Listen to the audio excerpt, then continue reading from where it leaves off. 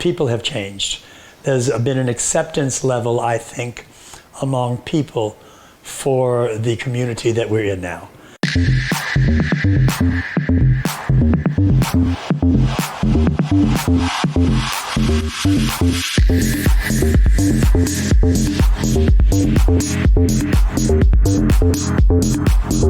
I will be 85 on the 5th of July this year. I'm lucky that I have features that have held up, but we all get old. I look at pictures of myself from when I was in the 20s and 30s, and I go, damn, I look good. I didn't come into New York until the early 60s, and I worked in a nightclub down in the Village, the 82 Club. It was mafia run, and we were very well protected. We did three shows a night. If you dressed as a woman and you got stopped, you had to have 2 pieces of male clothing on. I've been on the street in New York with Brandy Alexander at front of Macy's, we're both in drag. Went up to a police officer to ask directions just to see if we would be read. And we weren't read. So we felt, all right, kids, we got it here. We're looking real. And sometimes that's all people want to do. They just want to go out and be accepted somewhere, not be questioned. I dressed up when I was, oh my God, was probably 11 or 12 years old. My brother put on my daddy's hat and my daddy's clothes, and I drew a mustache on him, and I put on my mother's hat and my mother's dress, and we just played in the yard. I mean, it was just perfectly normal.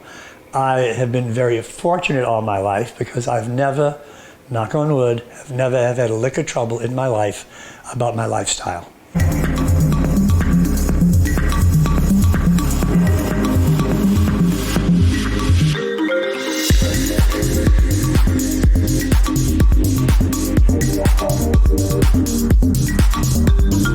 And this is me, I'm naked here. Don't turn me over.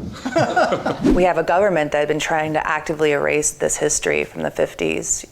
I think there's a huge misconception that if you were queer in the 50s, you lived this closeted life and you were sad and you were depressed, or you had a wife and kids at home and you were in the closet. That was not true. That was not the case. And when we started doing the research and realized how little there was on this decade, we did our best to try to reconstruct that decade with through the stories of the people who actually lived it.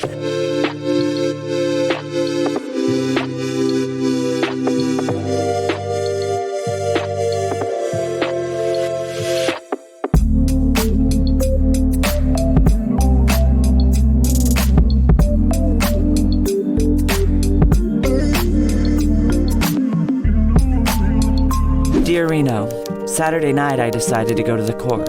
New York is very hot. Cops all over.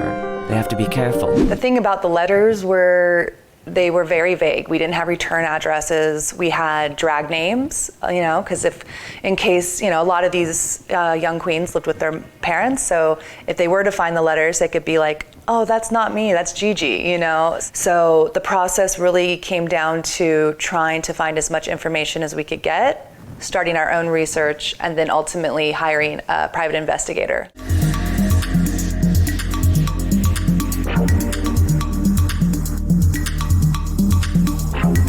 I think we, as the older gay men, have helped make some of this progression because we've stood up for our rights. We, as gay men, went to City Hall and said, we want a franchise for our balls, our gay balls. You have straight balls that you don't raid, so why are you raiding our gay balls? And we were awarded.